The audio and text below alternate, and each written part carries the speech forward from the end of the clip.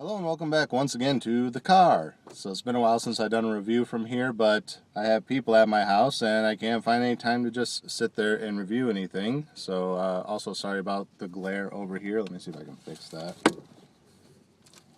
No, it's in the back window. Okay, so hopefully you guys can see me okay. If not, I do apologize. Like I said, it's been a while since I've done one of these from the car. Family members still visiting from the holidays, and I just don't have any free time to really just sit around and do a review. So I made an excuse today because we're out of bread. So I said, okay, I'm going to run up to the store real quick and get some bread. And I grabbed my phone and stuck it up here on the dashboard. I'm like, screw it, I'll do a review this way. So sorry about the off-centeredness and everything, and just the awkwardness of this whole thing. It's been a while since I've done one from the car. But I'm going to go through 3 movie reviews real quick so I can get them up before the end of the year.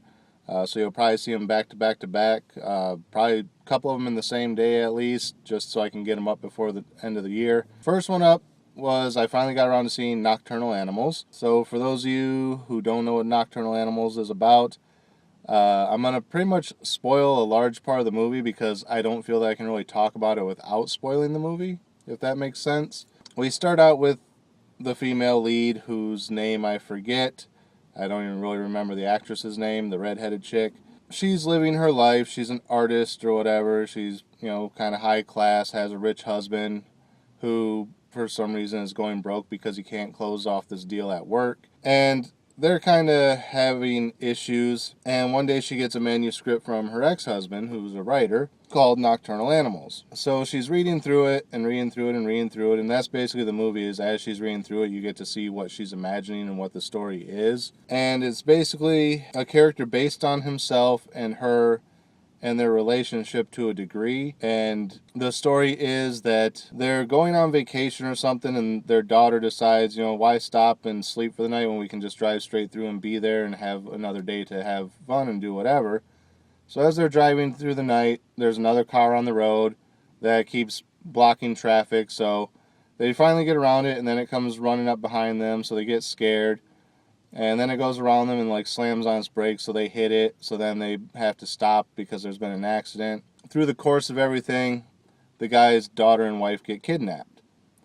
And he gets left in the middle of the desert to, kind of fend for himself. So he manages to wander to civilization, or the nearest civilization they can find. And he reports it to the police. The police come out the next day and kind of go back over everything with him. And he ends up finding the bodies of his wife and daughter. So then it's just his whole thing between him and the police of catching the guys that did this to him and getting his revenge. And as it's playing out, it starts to relate back to what's happening in the woman's actual life. And you kind of realize their divorce was kind of messy. And you soon start to realize that this is him basically explaining how he felt after the divorce, how he felt that everything was taken away from him and all he wanted was revenge. Throughout the course of the movie, it plays out more and more and more. And then at one point, it just stops even referring back to her life. It finishes out the story.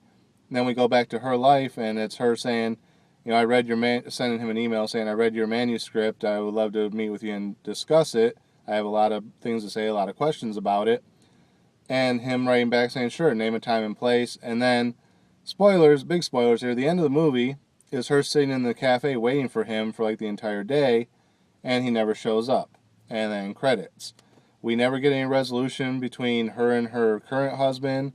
We never get any resolution between her and her daughter.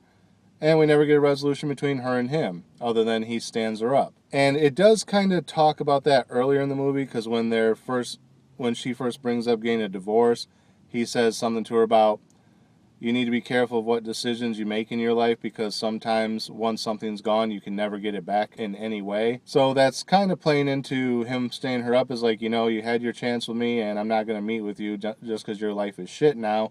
I know it's shit, and that's why I'm sending this manuscript, is kind of rub it in your face that, yeah, I was filled with hate and wanting revenge, but I got over it and moved on without you, so, here's a slap in the face to you type of thing. But it doesn't really express that. It just kind of has this odd anticlimactic ending. Nothing gets resolved. And honestly, the whole film is just trying to be a lot more arty than it deserves to be. It hasn't earned that arty ending, and the arty ending doesn't really flow well. But I understand what they were going for with it. So, yeah, overall, just kind of an uneventful movie. The story portion of the guy's wife getting kidnapped and murdered and him going on revenge, that was an okay part of the movie. The rest of it, the narrative surrounding it, just was kind of pointless and worthless, didn't really need to be there. But even still, that part, the actual story part, wasn't really eventful either. It's things we've seen 100 times. It's kind of contrived. It just, there was no substance to this film at all. I don't really have a whole lot more to say about it other than that. What would I give it as far as a star rating? I can't even really give it a, I was going to give it a 2. I can't even really give it a 2. Because, I was trying to give it some saving grace because of the story aspect. But like I said, that's kind of uneventful too. It's kind of pointless. It's a narrative that we've seen a million times before. Cut, copy, paste, repeat, I can't even give it a 2. I'm probably going to give it like a 1.5, if that. Not the worst movie I've seen all year, but not even a middle of the road on this one. It is what it is. So, yeah, 1.5. So, not much else to say about it other than that. I got 2 more reviews I got to get through real quick. It's starting to get hot in this car already. So again, as always, thank you guys for watching. Remember, like, comment, subscribe, share the video. Links are down in the description. Click the bell up there in the upper corner. And make sure you get notifications when new videos are posted. And until next time, I'll see you after the credits.